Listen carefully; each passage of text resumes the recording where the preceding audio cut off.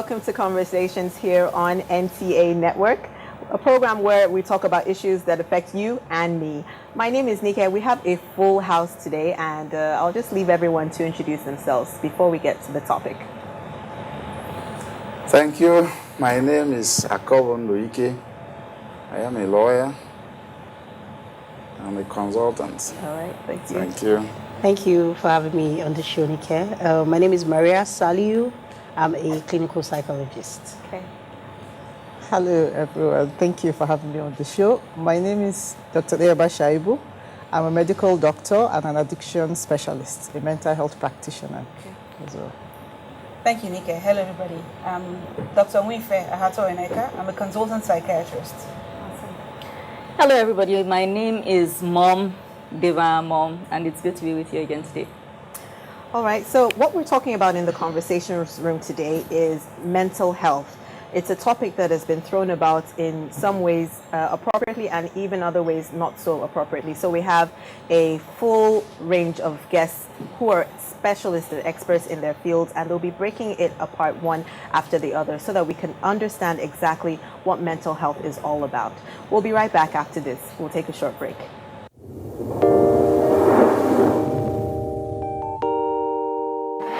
When there's a child out there that's not getting the same that your own child is getting, the difference will tell, and there will come a time in the society where that child is going to take his pound of flesh.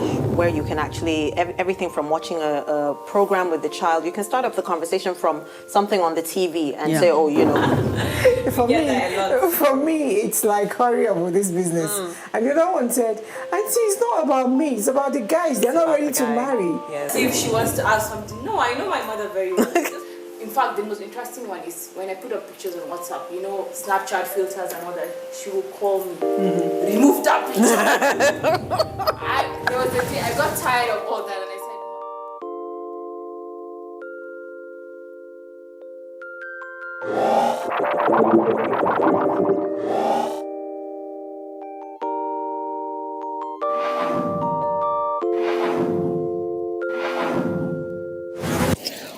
Oftentimes, we cringe at the mention of mental health.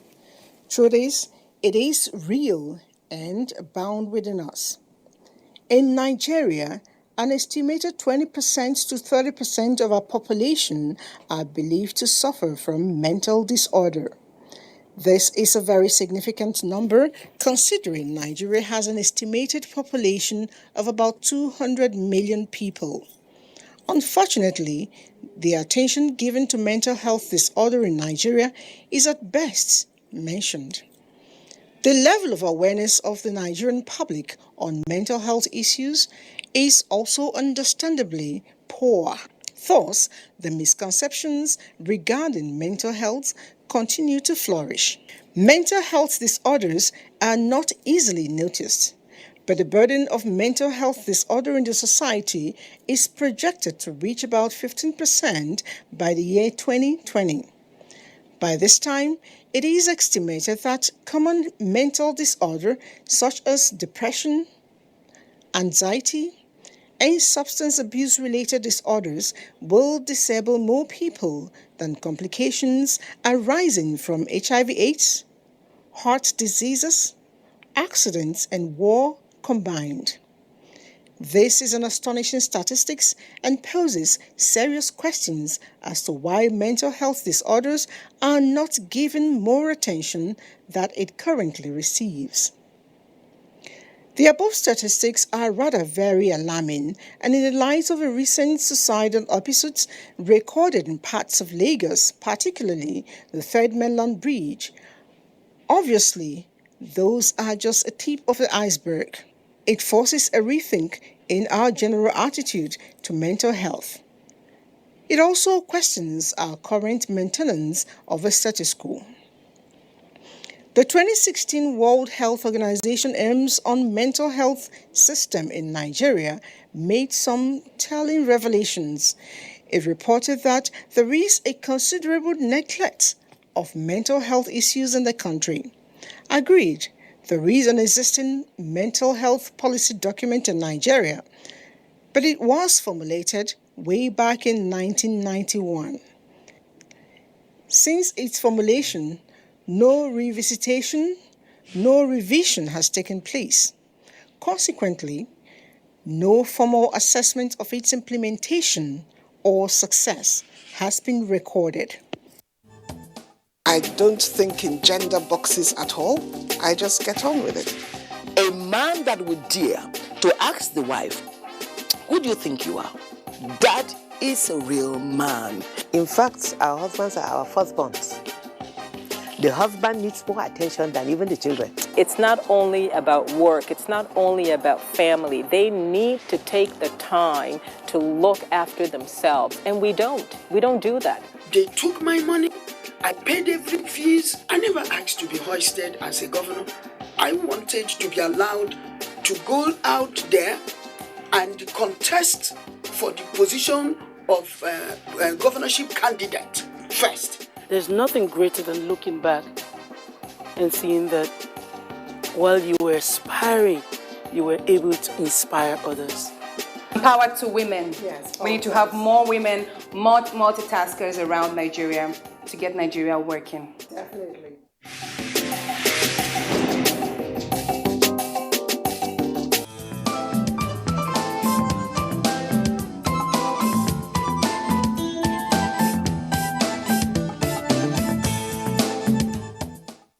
We're in the conversations room today and we're talking about mental health. It's a full house today. We have Dr. Winfe, which I'll start with you. Maybe you want to tell us exactly what is mental health for people who are listening and don't understand exactly what that means. Okay. The two different things. There's mental health and the mental illnesses. Okay. So talking about mental health. Mental health is a state of well-being where people are able to recognize their potential, able to cope with day-to-day stressors, able to work productively and contribute to their society. Okay. That's mental health. And talking about mental illnesses, right? Yes. So mental illnesses are a range of symptoms, mostly characterized by abnormality in emotions, thoughts, and behavior. Okay. Okay, so what's the difference between what you do? You're a clinical psychiatrist, am I right? I'm a psychiatrist. You're a psychiatrist, and what she does, Dr. I'm Dr. Shaibu. Dr. Shaibu, is it a little bit different or is it the same? Basically, I think what you would like to know is the difference between me and the psychologist. Yes, psychologist, yes. Thank you. Yes. So I'm a psychiatrist. Yes. I'm a physician, first of all. I am a doctor. Okay. And I specialized in mental health. Yeah. So I diagnose and treat mental illnesses. Okay. Via the use of talk therapy and medication. So talk therapy is mostly done, evidence-based talk therapy is mostly done by the psychologist. Okay. Yes. Yes. Okay. Do you want to talk a bit more about what it is that you do and how you do it? Just like Dr. Winfe said, so for the psychologists, what we do is we use so we call them skills or we call them assessment. Okay. So say, for instance, you have someone that come and they say, oh, I have depression. You don't just, start talking to the person. So what you do is we have different kind of skills that we use to assess the level of depression the person is saying they're having. Okay. Now, sometimes you could have severe, sometimes you could have mild. It just depends on what the skill gives you. And then from there, if the person needs medication, then you liaise with the psychiatrist. Most times what happens is the psychiatrist might have seen the person first and calling the psychologist to say, okay, I have seen this person, I'm diagnosing this person for depression or for bipolar, whatever it is. I would like her to also have psychotherapy alongside using the medication. Okay. So when that happens, the person then comes for therapy where we use things like CBT. So CBT is cognitive behavioral therapy, or DBT. So there's different things that you use to talk to the person. Now, it's not counseling. So there's a difference between going to be counseled than going to see a psychologist. Now, counseling, somebody's trying to see how they can talk you out. So what you do is you try to build on the person's motivations, because what the medication would have done is worked on the chemicals in the person's brain. So you are trying to build the person's motivation, talking to them. So say, for instance, someone says, oh, I have low energy, or I don't have interest in doing some of the things I want to do. you're finding out, okay, what are your interests? Why don't you try this? Why don't you do this? You know, so those are the ways that you're trying to get the person to start doing things they actually enjoy doing before, you know, they got depressed. If I may come in, Dr. Shaibu, I'll throw this at you because you're both psychiatrists, right? Yeah. You know, typically when we hear about, I think what we're focusing more on today is actually mental illness, but the topic broadly is mental health. Yes. So we'll be discussing things that have to do with mental health too. Yeah. But you know, the typical person knows a madman. Yeah, because they're half naked, they're dirty, their hair's unkempt, they're walking on the street, talking to themselves, picking food out of the garbage, and so on. When it's at that extreme, as professionals, what is that type of thing called? Because as far as for the layman, that is the only mental illness they know. And then maybe lately people talk about depression, so people know about that as well. So it's those two, depression and then the madman or madwoman on the road. So that madman on the road, what is that? Okay. First of all, I would like, to answer the question. Yes. In mental health, we don't have that word MAD. As a matter of fact, I don't like to call the word. Yes, because it's stigmatizing, right? We just see people who are mentally ill, right? So just to make people understand, we say, okay, there's the physical health and there's the mental health. Okay. A lot of people can relate with the physical health. Oh, I have abdominal pain. Oh, I have diabetes. Oh, I have hypertension, right? So it's easy to say, oh, he's ill. We empathize with them. But once you say, okay, the mental health is sick, people can't relate. Yeah. Oh, I don't feel interested in doing the things I used to love to do. Oh, just snap out of it. Let me take you out for a drink. It is an illness. The person isn't just lazy, right? The person is unable to because there's an imbalance in the chemicals that help you do these things. Okay. So that man that you described that picks food from the garbage, that roams the streets, most times they're suffering from what we call schizophrenia. Okay. Right? And it's amazing that, you know, because of the stigma, those people actually have families, but for some reason, because of the illness, they wander away, they leave the town where people know them, and then they're just left on the street.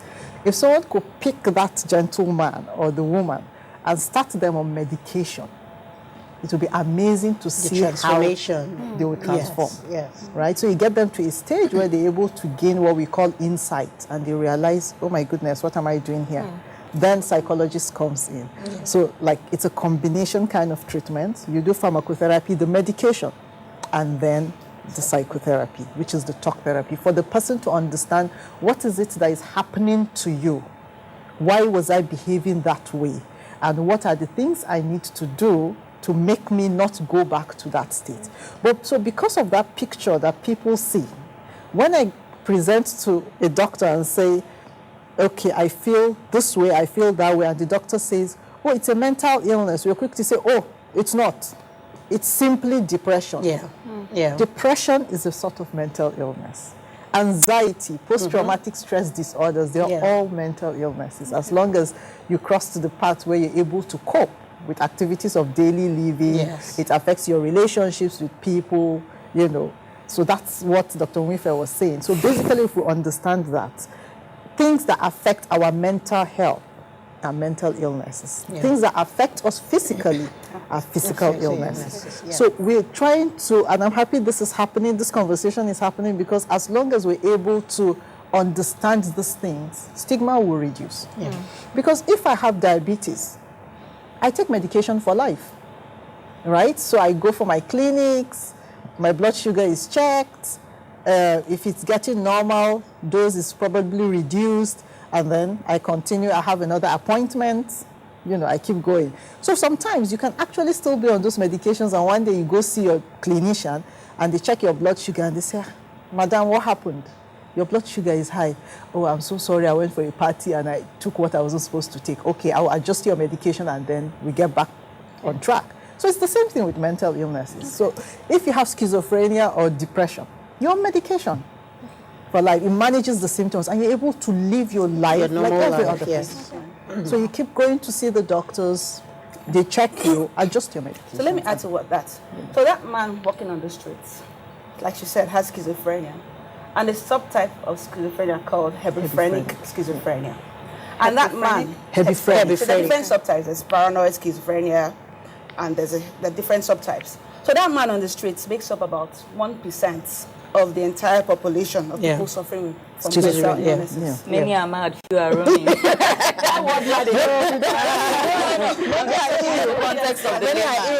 It's a broad range of symptoms. From that woman who's not sleeping well, who goes to work and she's irritable. That woman who's lost interest in caring for her child. That woman or that man who wakes up every day and his mood is low. He's still going to work. And that's what they call presenteeism. So he's present at work, but he's not quite there. Right? So that's one part of the spectrum. To the other end of the spectrum, that man who is now roaming the streets. And like she was trying to compare. So it's like a heart problem and a brain problem. You can liken depression to like chest pain, and schizophrenia, which is at the other end of the spectrum, to like heart disease, like arrhythmia. So think about it. You see someone who has a fracture, who has a cast. You want to say, oh, you want to sign your name, get well soon. Everybody's so kind and loving. Then someone comes and says, oh, you know, I'm not able to do things any longer. I realize my mood is low, my energy levels are low. And you're like, look, snap out of it now. We're Nigerians, we don't get depressed. What's the matter with you? So with mental illnesses, you think the person is weak. You think the person is in control. But someone that has a fracture, you know it's not the person's fault, right? And I think I want to talk about is the way we also present mental illnesses, which is the problem. Have you ever seen a comedian joking about cancer? Have you? No. Well, no. No. Comedian won't make a joke, won't joke about cancer. But they'll laugh at that man roaming the streets. Or people that stutter, things like that. Or people that stutter. Or people that have learning disabilities. You see those jokes, don't you see them? Jokes about people that stutter are actually funny. I've never laughed at it. My dad was a huge stutterer, so I'm being cruel, right? I know. We have it in the family. I shouldn't be saying things like that. It's funny. We used to play tricks on him all the time. Could you tell us a little bit about dementia? Because I hear about that, especially when speaking to some of my friends and when our parents are getting older now. And, you know, I've heard one or two cases where they tell me that, well, the doctor says, you know, dementia is set in. Could you tell us more about what dementia truly is? Basically, it's a decline in cognitive functioning that mostly occurs in old age. And there are different subtypes of dementia too. There's the Alzheimer's type, there's vascular dementia, there's Lewy body, there's the different, but the main component is a decline in the person's cognition. The person's higher functioning, judgment, memory, intelligence. So you see someone who was a George, who was very educated, and at 65, 70, he can't even feed himself. He can't even dress himself. He can't recognize his children. But it doesn't start as dementia. First of all, there's a cognitive decline. Now, let me wear my lifestyle cap. Lifestyle medicine. Because we can actually halt that decline. Because we notice these changes in our loved ones. You know, they can't find things. They're struggling with names. Of course, they may not forget their children's names immediately. And most times their long-term memory is intact. So they begin to forget what happened yesterday or in the morning. And lifestyle has taught us that you can actually halt that decline by exercise. Doing things that, you know, that challenge the brain. Or stimulate your brain. Stimulate the brain. But these days, we're not even stimulating our brain very much. That's right. Especially people like us that always use Google Map. So we got to a place 10 times. The 11th time, we're still using the Google Map. That's right. You know, so we can actually halt this decline. But it's very distressing seeing your loved one in that condition. Barrister, you've been quiet. Yes, you know, one man in my place, he said he doesn't understand English because he never went to any school. But that he knows that when people are speaking those volumes of English and he hears buts, and he concludes that thing didn't go straight. So I'm not hearing all this dementia 1, dementia 2, but my mind is going somewhere as a lawyer. We know you defined mental health, and I picked from there. For me, law is an instrument for social control. in law, we say somebody is of unsound mind or he is intoxicated, is under the influence of drugs or alcohol for purposes of liability in crime. They say if at the time of doing the act he was of unsound mind or he was intoxicated. Now, what level of mental illness qualifies as unsoundness of mind to absolve somebody from liability? If they bring somebody who committed offense to you, say, check his head. So what level results to that unsoundness of mind for this purpose? She talks about screening too. Screening, Yeah. And So assessments. normally, say for instance, we talk about let's talk about driving. The driving we know. So the road safety will catch someone and say, you know what? Because even when I drive sometimes, I actually think some people need psychological testing. The way they drive. I always say it's like we need to grab them, you know. So you take the person to the hospital. Now you don't just ask questions. So even when people come to us, you don't ask them questions out of the blues. There's a format to follow. And then remember I said that's why it's not counseling. There's a guide. So you're asking different kind of questions. You can ask questions ranging from how were you when you were growing up? How was the environment? How were your parents? So there are different questions. Now at the end of that assessment, because that is our tool, the psychiatrist will use, you know, their diagnoses and the pharmacology as their tool. Our tool is the assessments that we do on people. That's like our own injection. Okay. Because it's whatever assessment we'll do that will form what we call a treatment plan. So even if somebody comes, you have 5 people that come with depression, you don't give them the same treatment plan because everybody has different things that happen to them. So at the end of the assessment, that's when you now agree and say, okay, is there a problem? Or maybe you were just unruly and not, now we're talking about driving and not driving well. But if it's someone that comes and genuinely, they do have a mental illness, at the end of the assessment, you draw up a treatment plan for them. And you have sessions. You see them either twice a week, 3 times a week, depends on the severity of whatever illness they're suffering from. They also have follow-up sessions with the doctor as well. Now, you know, Dr. Daraba was saying something about when you go to the hospital, someone that has hypertension or has diabetes, you have to follow up. In mental illness, for people to stay and remain in recovery, that follow-up is important. So you're taking medication, the medication finishes, you don't just assume I'm well. So even when you're well, you feel you're doing every other thing well, it's still important for you to have your follow-ups with your doctors. Sometimes they may want to reduce the medication if you're doing well. Sometimes they may want to go on a drug holiday if you've consistently done well, you know. But for sometimes you have relapses where people abruptly will just stop taking their medication. Oh, I was gaining weight, or I didn't like the way the side effect it was giving me, and they have a relapse. Now, a relapse is when they go back to where they were before. Sometimes it's worse. You know. I wanted to just. Illnesses and bad behavior are not the same. Good, exactly what I was going to say. They're not the same thing, though. I want to rephrase the question. It's very important. It's of importance to me, having gotten this forum to discuss it. Yeah.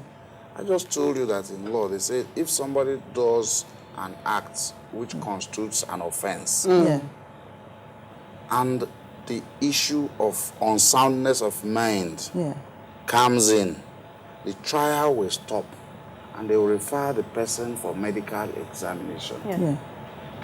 It is the result of that medical examination that determines the next action. What kind of all these your mental illnesses that qualify as unsoundness of mind, as I see in our law books? Yes, so, you know, it's sorry, difficult because you say we should not mention madness. So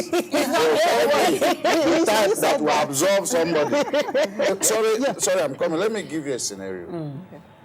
Udofia killed the father and the mother. Good. The case went to the High Court. He was convicted of murder and sentenced to death by hanging. Okay. The case went on appeal to the Court of Appeal. The Court of Appeal said, yes, the High Court was correct. He should be hanged. The case got to Supreme Court. The panel of the Supreme Court sat. They said, no. Normal people do not go about killing their fathers and mothers. That the two courts below should have inquired what happened. What the state of mind is. Right. You understand? They went beyond. Yes, he killed somebody.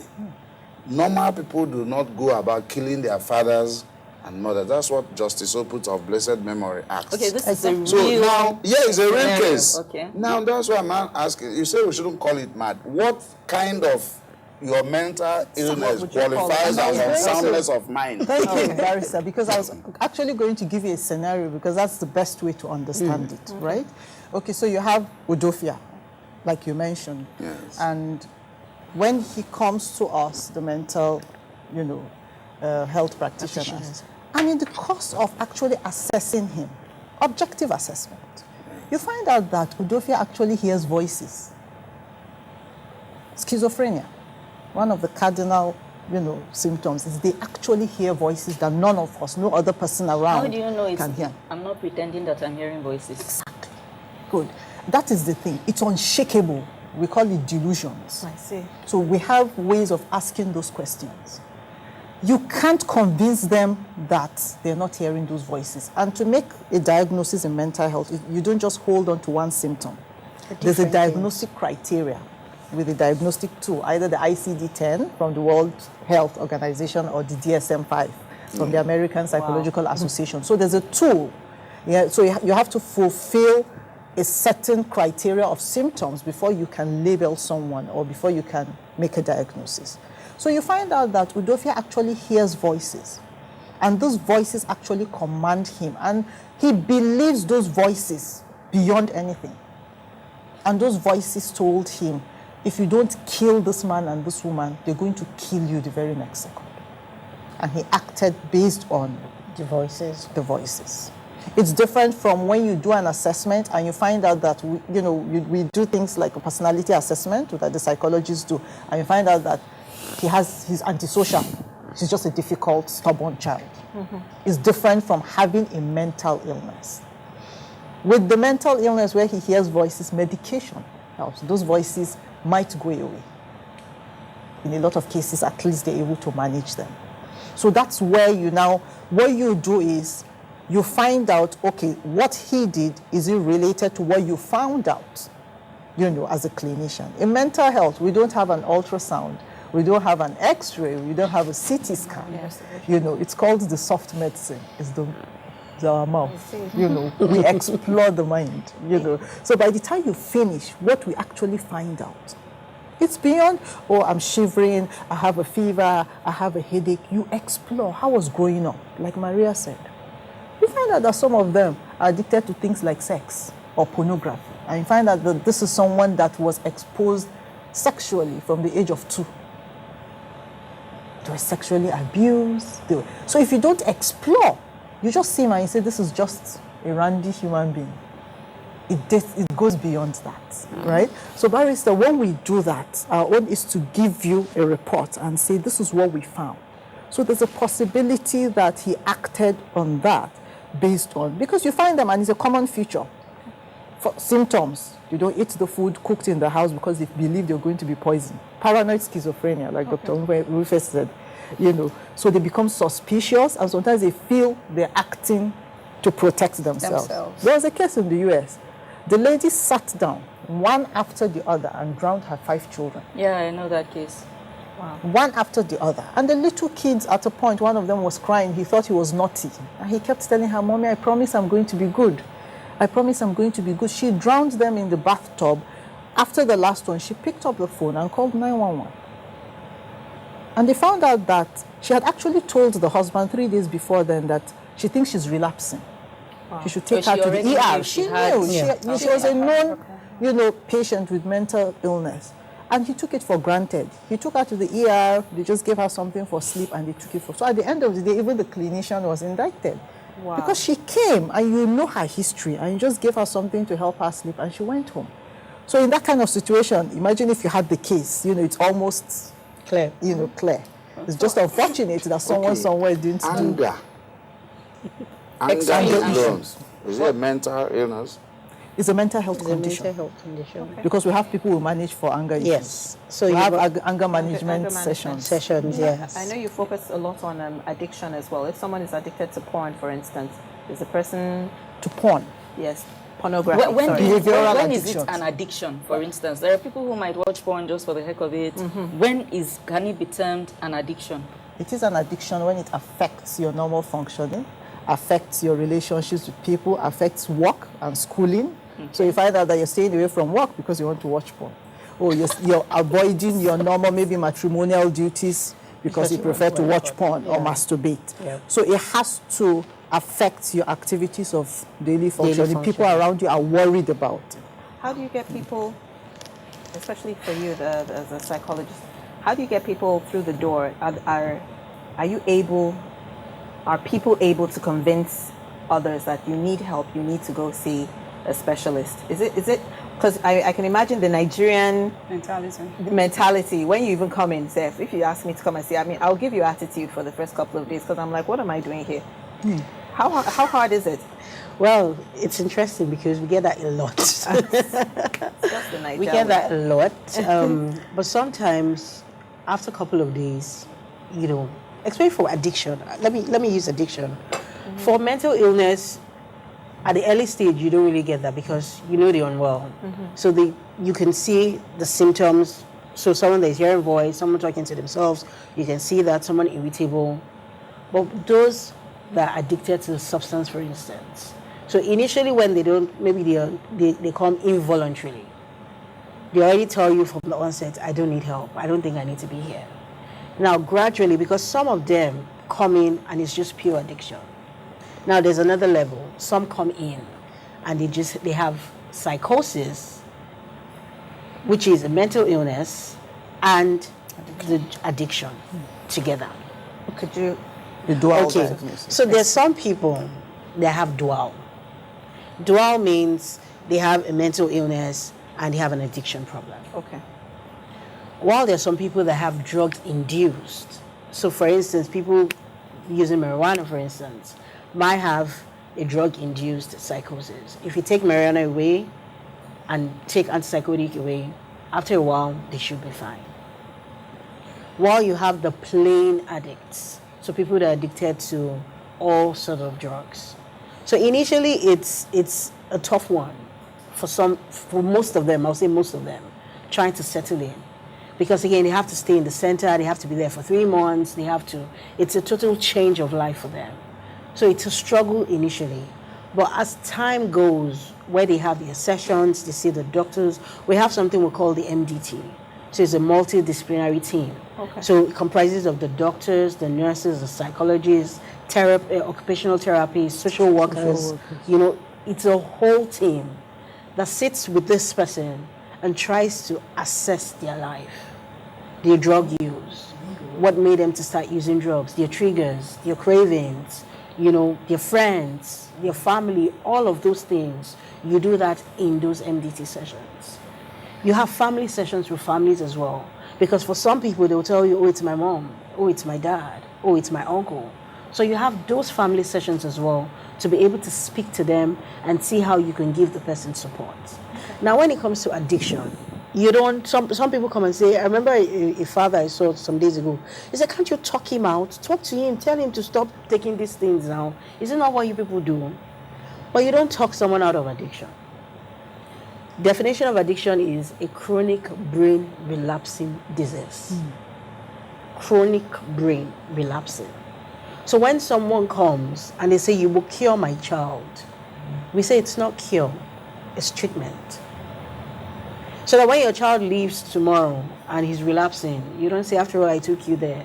And that's what a lot of families battle with. So they end up taking them to different places because they feel, oh, this child is not yet cured. And we also have to psycho-educate families to understand what addiction in itself is. And that's why we have those family sessions. So yeah, sometimes you get people that are willing. They realize they need help and they come for that help. Yes. While there are some people that even till they leave, they keep telling you that I don't Even think. till the fourth admission. Even till the fourth admission. They never agree. I want to just address a bit something about mental illnesses, because we're guided strictly by diagnostic tools. We don't use, because a lot of people use mental health terms arbitrarily. I'm sad. Oh, I'm depressed. Oh, I'm addicted to coke. Oh, I wash my hands more. Oh, you have OCD. Yeah. So we don't because it's serious. Before you say someone has a mental health disorder, certain criteria must be met. Yeah. We don't, like you said, we don't send people to the labs. We have to meet certain criteria. And about Udofia, there are a lot of things that can make Udofia kill his father. Auditory hallucinations, delusions of persecution, delusions of control. Sometimes they feel what I'm doing, I'm not the one doing it. It's also called passivity phenomenon, where they think someone else is, has taken over them and their bodies are being controlled by external factors. And unlike the GP, well, their consultations can be 15 to 30 minutes. But for us, because before you say someone has a mental health problem, you have to investigate. You must ask a lot of questions. So we follow this person from birth. We ask questions from birth until today. Everything about the person. Psychosocial history, psychosexual history, childhood history, family history, relationship. So we explore, because before Udofia killed his father, I'm sure they noticed behavioral changes in him. But because of the stigma, nobody did anything. And that's why we always talk about the stigma. Because if you don't address these problems, if you don't nip them in the bud, the consequences are grave. Yeah. Look at this man that killed his father. I'm sure they noticed that he was a bit off. I'm sure they noticed that he was probably talking to self. Maybe he had stopped eating food in the house. He was being unduly suspicious. But maybe a neighbor said, this is Udofia. Something is wrong. Go. Take him to see a doctor. And they're like, oh, it's not our portion. And that's what we do. That's what we do in this environment. That is what we Before do. someone commits suicide, he's depressed. He's going on and on about the fact that, I'm tired. He's tired. He's lost interests. But nobody does anything. The stigma. And it's this stigma that has that's paralyzed us, that has affected access to help. And that's why things like that happen. And before you say someone has a disorder, first of all, certain criteria must be met too. Is this behavior different from the norm? Is it dysfunctional? Is it affecting his occupational functioning? Is it affecting his social functioning? Is it distressing to him? So, I think we need to talk a lot about the stigma, because if we can nip these things in the bud, more people will come out to talk more about people will come out to talk about it, and a lot of these dangers can be averted. Some tribes, so sorry to vandal, but some tribes and cultures, before you get married into a family, they do background checks where they try and find out if there is a history of mental illness. Yes. So that brings me to the question: is mental illness also a genetic thing? Is it hereditary? Is it hereditary? Can it be passed from one family to the other? Okay, yeah. So it's interesting that our forefathers used to do that investigation, won't we say? So there's a reason they used to check, isn't it? Yeah. So for them to have checked, if you find out, you hear, oh, there's mental illness in their family, so my daughter isn't going to marry into that family. So there's a reason. So to answer your question, yes, there's a genetic component to mental illnesses. Causes, just like, I always like to refer to the physical illnesses because that's what people can relate with. Like with diabetes, you won't say, okay, just the fact that I take a lot of sugar means I'm going to come down with diabetes in future. So it's a multifactorial thing. Genetics, if I go see a doctor, he wants to find out if there's a history of diabetes in the family. Lifestyle, do I smoke? Do I take alcohol? My social environment, what sort of foods do I eat? So it's the same thing with mental illnesses. Biological, psychological, and social factors. Yeah. So the biological factors, genetics. Okay. So if you have a parent or a sibling who has a mental illness, it increases your chances of having a mental illness. It's not an all unknown, yes. So it just increases your chances. Then now psychological issues. Oh, have I lost a loved one? Did I just lose a job? Did I lose a child? So psychological stressors, environment. again now social factors, marriage, divorce, so all these things come together to increase the chances or determine if someone is going to come down with a mental illness. It's a complex interplay. It's a complex, yes. Interplay. So your genes are like a heavily loaded gun. What will pull the trigger? Your lifestyle. Yeah. Lifestyle. Right? It's just like us talking trigger. about addiction as well. So it's just sitting down there. So someone that, for instance, genetically, they probably will be predisposed to having a mental illness, and they start abusing substance. So they have pulled that trigger. They have pulled the trigger. Lifestyle. And that's why two people use cannabis. Yeah. This one is using cannabis and he's doing fine. He's doing fine. This one smokes cannabis once. And he's on the street. And he's on the street. Something happens. That genetic predisposition. So the layman will say, oh, his head is not strong. That's right. So that's how they understand it. You But it's have the genetics. caged us from using the word madness. Say mental illness. I'm happy you are an Igbo person. I don't mind. I will speak it in Igbo and interpret it. Ndiba is na agwacha ara na ada agwacha ntamu. In other words, I know that word at least. yes. They say if you cure madness, you won't cure the murmuring and the occasional stopover to pick something on the road. So is it curable, totally curable, once it develops to that level of madness? You know, you people have not told me the one that qualifies as No, we have to call it when it goes haywire and it's obvious that this person is not fine, I've stayed especially with the a mad psychosis person. part.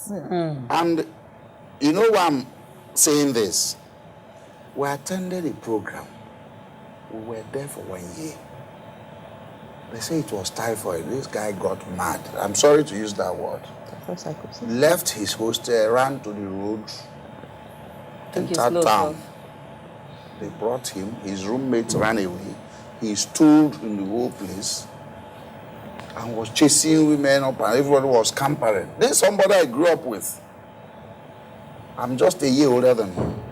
Did he take something that day? We were taken to the teaching hospital. Like these questions people ask, if you saw the embarrassing. I said, we grew up together. They say, what of the forefathers? They finished nothing. They took him to a prayer house. Well, now he is there, but like I said, if you are talking with him, He goes on. you won't contribute. You will just be talking. Is there rolling medication? stone. No more medication now. He has a family.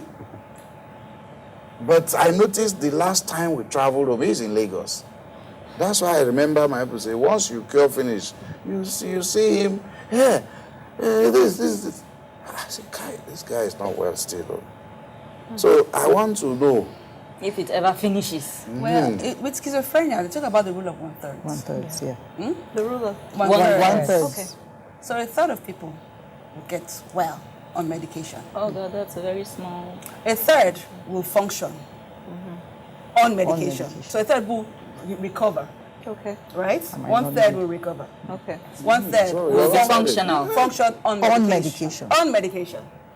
Another 1/3 will not make it. Will not make it. Will just regardless of medication. Can typhoid cause that madness? They say it was typhoid fever. No, obviously they didn't know what was going on. No, but there's something called typhoid psychosis. Yes. Okay, so.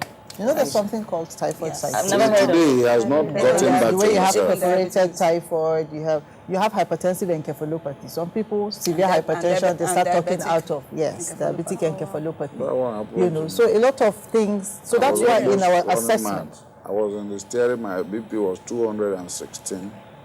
I passed out, came back, went to the pharmacy. They gave me a drug, my head was blowing. I got to my house, he said, sit down. I ran to the gate, went to the gate and sat there. They said, come inside. I said, I won't enter the house again. I went and slept in the hotel. I was afraid of going to my house. So you see, and this question has been on the tip of my tongue because this is another one that's almost always, it's like we don't even know it exists here because I only picked it up from watching a whole lot of Western content. Yeah. Postnatal depression. I've heard women say that shortly after having their babies, they felt suicidal. They felt like killing the child. I'm not even talking of like in the context of out of wedlock where there's so much stigma, pressure, and all that. Yeah. Properly married women who are having their children in the most normal way, you know, maybe sometimes even very natural birth that didn't come with any hassles per se. And a week or two later, the woman begins to develop feelings of animosity toward the baby. She wants to harm the baby. She wants to kill the baby. She wants to harm herself. She's thinking of harming the husband and so on. But I don't hear it discussed in our context here. It's like it never happens, or we're just pretending as usual that nobody has noticed, or we don't make the link between the fact that this woman just gave birth and she's now acting funny. Could it be as a result of postnatal depression? Is postnatal depression a reality here, or is it a Western construct? It is a reality. And everything occurs along a spectrum. Yeah. Yes. So there's postnatal blues. There's postnatal depression. And so women have postnatal psychosis. Yeah. Yes. Okay. So think about the hormonal. So like everything is a complex interplay, like we said. Think about the biology, the hormonal changes that happen in pregnancy. Then you bring a newborn, the stress of taking care of that child. Then your mother-in-law comes for a mugo, and you have to balance things out too. You know, so it does happen in our part of the world, and that's why we always talk about screening. Yeah.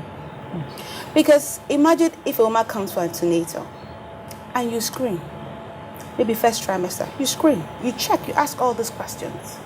Second trimester, you ask all these questions. Third trimester, the same thing. And when she comes for the postnatal clinic, you do the same thing. Then you can identify it. Because sometimes... Sorry, let me interrupt you. Yes. Are you saying that while going for antenatal, you should also be going for mental health checks? You incorporate it in the antenatal. Incorporated into our liaison. So who should be doing it? The gynecologist or the pregnant woman will be seeing two different professionals? You know, that's not necessarily. There's a way you can actually make it easy. Pregnancy is already not a very comfortable, it's already a stressful situation. So you don't want to send the pregnant woman to go see her obstetrician, send her to go see the mental health practitioner. So what, that's what we call liaison psychiatry. Okay. So psychiatrists will work with this obstetrics and, gynecologists to say, okay, this is a simple screening tool.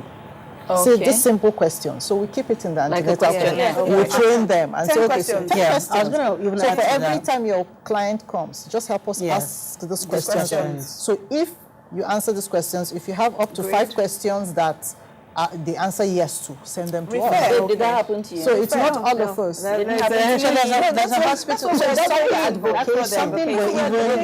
would say it's something we're even doing, because I know, was it last month? There was one hospital we're trying to liaise with. This one wasn't even for postnatal. It was for IVF, for instance.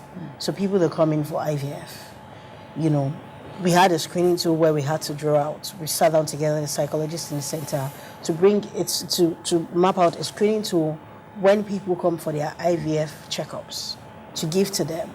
Now again, people come for IVF, you don't even know why.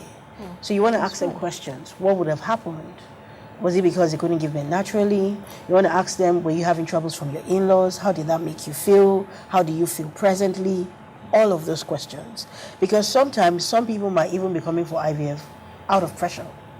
They're tired of being called maybe barren, like we say. Tired of the pressure coming from mother-in-law or from father-in-law or from sisters.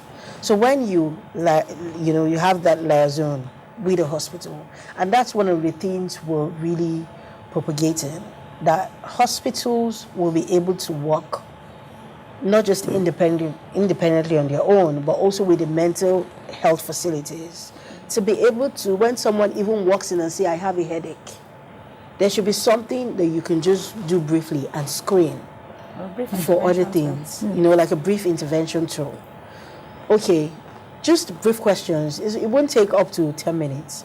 After that happens, if that is ticked, and every staff should have a mental health first aid training. Yes. What are the signs I should look out for? If someone says, oh, I'm sad, you want to find out, because depression is, have you been sad for more than 2 weeks? 2 weeks or more, persistently. So when you say, I'm sad today, I'm sad tomorrow, no, persistently. low energy or too much energy. You ask all of those questions. I'm not eating or I'm eating too much. Just those basic questions can flag up something. Then you can refer and say, okay, I need to. I think you need to see somewhere. We're actually out of time. It's a kind of topic that needs like a part 2 and a part 3 and a part 4, honestly, because they're just, I mean, postpartum depression, postpartum puerperal psychosis. It's a show in itself, to be really honest with you. You've been watching Conversations here on NTA Network. What are your thoughts on mental health, mental illness? Our social media handles are available on the screen. We would love to hear from you. So on behalf of all our experts, Devan and Barrister Ike, thank you so much and see you again soon. Goodbye.